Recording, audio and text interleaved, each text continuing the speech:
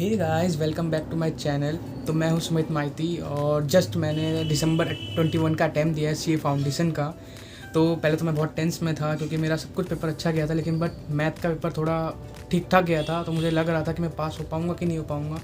लेकिन जब मैंने सुना कि न्यूज़ सुनी कि ग्रेस मार्क्स मिलने वाले, अभी कुछ गारंटेड नहीं है मिलेंगे या नहीं मिलेंगे, तो फिर मैंने अपनी थोड़े बहुत कैलकुलेशन किए कि मैथ में क्या मैं पास हो पाऊँगा या नहीं। फिर उसके बाद मुझे लगा कि शायद हो सकता हूँ। फिर मैंने शायद इंटर की पढ़ाई भी मैंने स्टार्ट कर दी थी थोड़ी बहुत। फिर मुझे फिर अंदर से डर लगा कि शायद मैं हो ना पाऊँ, इसलिए मैं थोड़ा रुक जाता हूँ।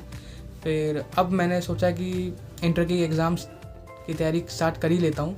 ठीक है, तो मैं आज आपके साथ शेयर करने वाला हूँ कि मैंने जो दिसंबर 21 का एग्ज़ाम दिया है, तो उसके बेसिस में मैं अपने मार्क्स कैलकुलेट करूँगा इधर क्या, और देखता हूँ कि मैं पास होता हूँ कि नहीं होता। तो हम स्टार्ट करते हैं बिना किसी देरी के। तो पहले मैं अपनी बात करता हूँ पेपर नंबर 1 जो अकाउंट्स का था। अकाउंट्स का पेपर बहुत ईजी था, तो मैंने वो एग्ज़ाम दिया। तो लगभग मैंने लास्ट के कुछ क्वेश्चंस जो 4 मार्क्स के थे, क्वेश्चन नंबर 1 जो कंपलसरी क्वेश्चन था जो 4 मार्क्स का था, उसमें जो लास्ट पार्ट था जिसमें डिफ़ाइन बतानी थी, तो वो मैं एंड में करने के लिए छोड़ दिया था। लेकिन लास्ट में टाइम की कमी होने के कारण वो मुझसे छूट गया। क्वेश्चन आता था लेकिन छूट गया। तो लगभग वो एवरेज ऑन एन एवरेज गया था मेरा अकाउंट्स का एग्ज़ाम। फिर उसके बाद हम बात करते हैं पेपर नंबर 2 बिज़नेस लॉ का एग्ज़ाम। बिज़नेस लॉ का एग्ज़ाम मेरा बीसीआर बहुत ही बेकार गया। बीसीआर में तो हालत ही ख़राब हो गई थी मेरी। फिर मैंने किसी तरह बीसीआर कंप्लीट किया। स्टार्टिंग मैंने बीसीआर से की थी।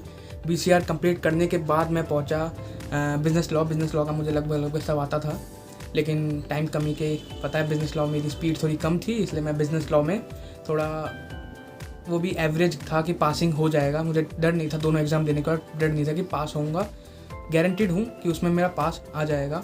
तो फिर आया सबसे ख़तरनाक एग्ज़ाम मेरे लिए, मैथ का एग्ज़ाम। पहले एक तो मैं मैथ के बैकग्राउंड से नहीं हूँ, तो मैंने एग्ज़ाम दिया। लिटरली मेरी फटी हुई थी मैथ का एग्ज़ाम। जब मैंने देखा 2 घंटे का टाइम, कुछ नहीं आता, सब ब्लैंक। कम से कम 15 मिनट में क्वेश्चन पढ़ते हुए रह गया। उसके बाद जब मैंने स्टार्ट किया तो थोड़ा धीरे धीरे याद आने लगा और मैंने अटैम्प्ट किया। अटैम्प्ट करने के बाद लगभग मेरा पेपर टाइम से तो हो गया था। 60 मार्क्स के तो अटैम्प्ट कर दिए थे मैंने किसी तरह।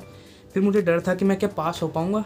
मैंने उसी दिन घर पे आके मैं एकदम सहमा हुआ था। सहमा होने के बाद मैंने डर लगा कि मैं पास हो पाऊँगा कि नहीं हो पाऊँगा। मैंने उसी दिन बहुत क्वेश्चन ढूंढे, नहीं मिले। क्वेश्चन पेपर मिलता नहीं, जैसे कि हमें पता है मिलता नहीं है। तो मैंने इंस्टाग्राम में एक ज्वाइन करके रखा था, तो वहाँ से मुझे क्वेश्चन पेपर मिल गया किसी तरह, अगले 2-3 दिन में मिल गया। तो मैंने चेक किया, तो मेरे किसी में कभी दिख रहा है कि पास हो रहा हूँ कैलकुलेशन से, कभी दिख रहा है पास नहीं हो रहा। तो मैंने सुना कि बहुत सारे क्वेश्चन गलत थे, तो ग्रेस मार्क्स उसके गारंटेड मिलने थे, ऐसा बहुत लोग कह रहे थे।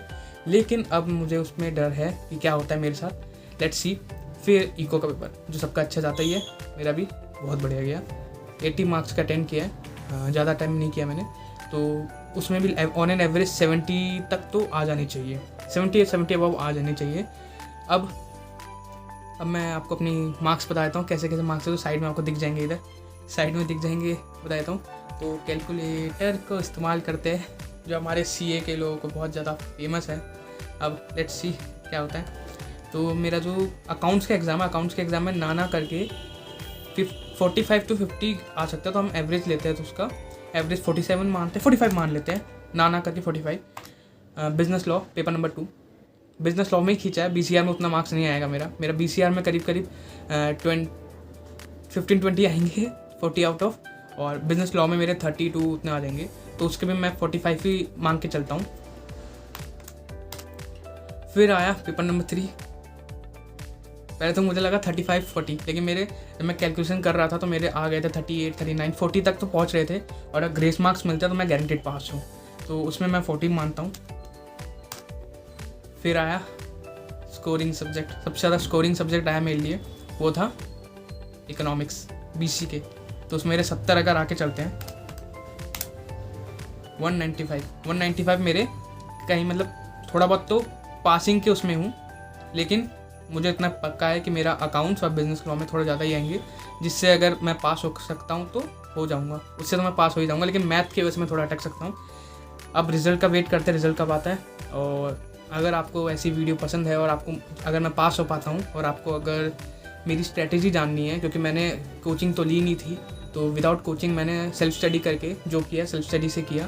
तो अगर मेरी स्ट्रैटेजी जानना चाहते हैं तो आप मेरे चैनल को सब्सक्राइब करें, कमेंट करें और चैनल को शेयर करें।